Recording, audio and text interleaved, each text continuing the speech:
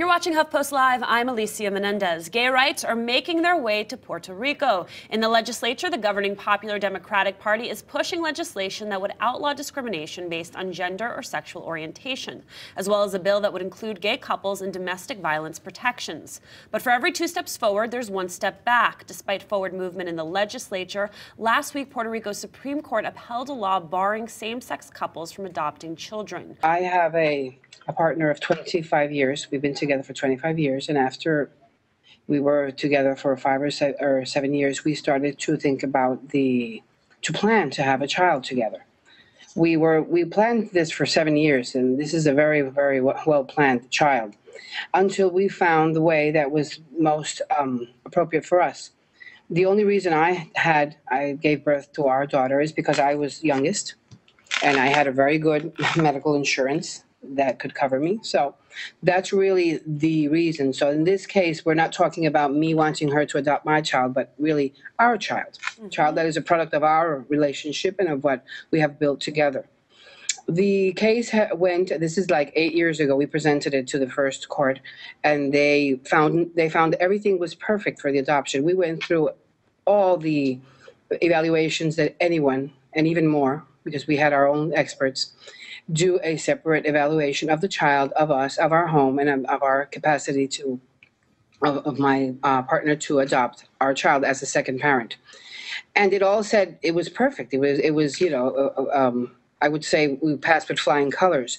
But they said no, because there was a law in Puerto Rico that did not permit it. There was an article in the civil code that did not permit it. So this is the reason why and we actually had to hear a social worker say, well, everything is fine, but we can't do it because we don't have a law. If there is any political cost, it will be my cross to bear. Yeah, I know. However, and I'm happy for that. Let me tell you that I'm very confident, because I was a candidate for the Senate in San Juan, our nation's capital, because Puerto Rico is a nation.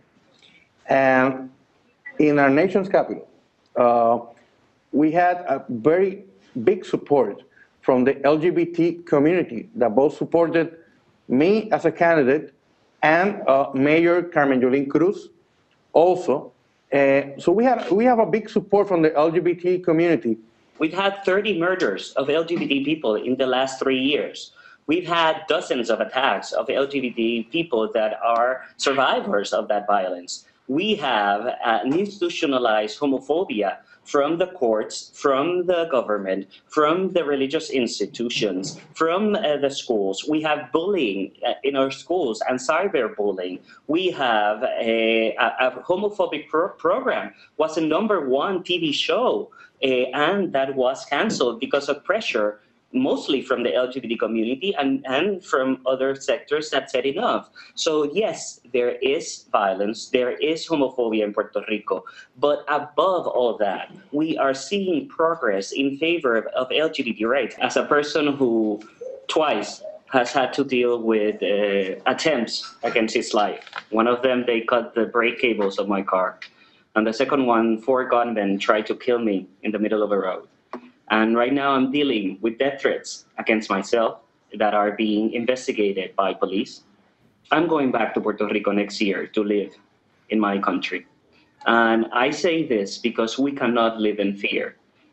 I know there are folks who would turn to violence in order to silence and invisibilize who we are as LGBT people. But we cannot live in fear. We need to rescue our Puerto Rico and say that we are, as Puerto Ricans, as straight people are, and that this is our country too.